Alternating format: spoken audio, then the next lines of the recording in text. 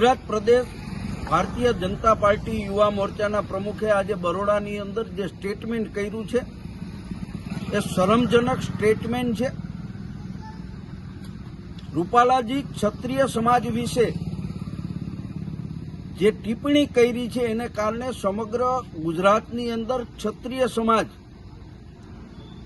રૂપાલાજીનો વિરોધ કરી રહ્યા છે। ત્યારે આ પ્રશ્ને રાજનીતિ કરવાને બદલે ભારતીય જનતા પાર્ટીના લોકો કોંગ્રેસ ઉપર આરોપ લગાવીને ક્ષત્રિય સમાજનો અવાજ દબાવવા માટેનો પ્રયત્ન કરે છે, એ નિંદનીય છે।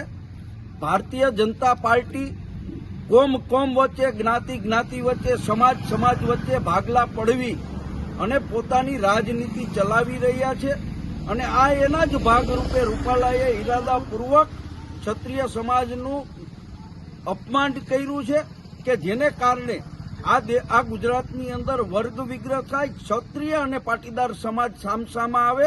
આમાં કોંગ્રેસ નહીં પરંતુ ભારતીય જનતા પાર્ટીના આગેવાનો સમાજ વચ્ચે ભાગલા પડાવવાનો પ્રયત્ન કરી રહ્યા છે।